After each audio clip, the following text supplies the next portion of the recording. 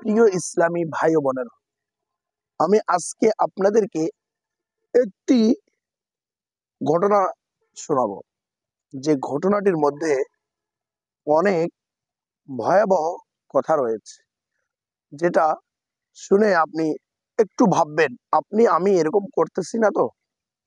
চলুন আমরা ঘটনাটার দিকে যাই।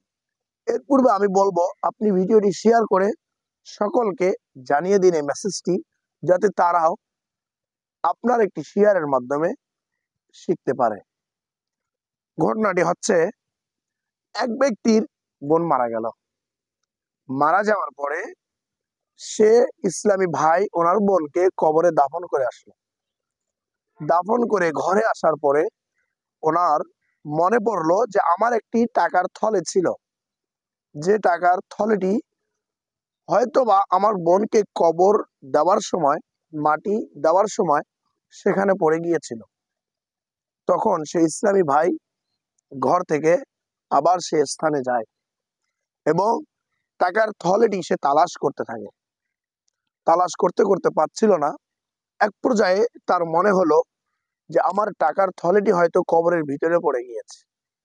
তখন সে ইসলামী ভাই তার বোনের কবর খনন শুরু করলো, মাটি সরাতে লাগলো। সরাতে সরাতে সরাতে সরাতে এক পর্যায়ে ইসলামী ভাই দেখলো তার বোনের কবর থেকে দাউ দাউ করে আগুনের লেলিহান শিখার জ্বলে উঠতেছে। সে আগুনের দাউ দাউ জ্বলন্ত দেখে সে আর টাকার চিন্তা তার মাথায় নাই। সে অনেকটা ভয় ভীতি হয়ে দ্রুত মাটি চাপা দিয়ে সেখান থেকে ঘরে চলে আসলেন। অশ্রুঝরক চোখ নিয়ে মায়ের কাছে এসে মাকে জিজ্ঞাসা করলেন, হে আমার মা,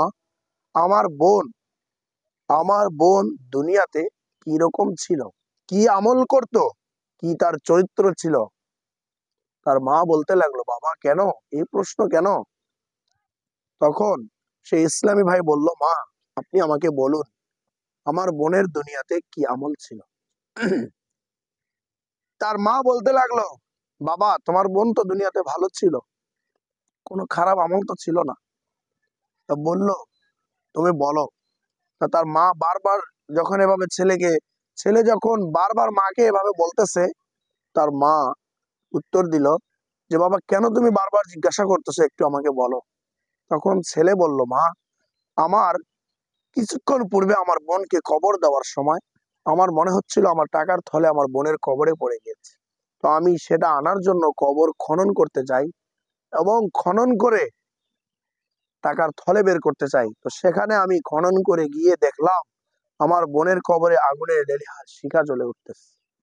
এই জন্য আমি তোমাকে প্রশ্ন করতেছি, আমার বোনের আমল দুনিয়াতে কিরকম ছিল। প্রিয় ইসলামী ভাইরা, তার মা কি উত্তর দিল আসুন আসুন শ্রবণ করুন। তার মা উত্তর দিল, বাবা তোমার বোন দুনিয়াতে ভালো ছিল, নামাজ পড়তো, কিন্তু যখন নামাজ পড়তো সে নামাজটা যথাসময়ে সঠিক টাইমে আদায় করতো না, দেরিতে আদায় করতো, কিন্তু নামাজ 5 ওয়াক্ত পড়তো। প্রিয় ইসলামী ভাইরা, এখান থেকে ওলামাগণ নিচে লেখেন যে এই বোনটি যথাসময়ে নামাজটা আদায় করতো না, এই জন্য তার কবরে আগুনের লেলিহান শিখা জ্বলে উঠতেছে।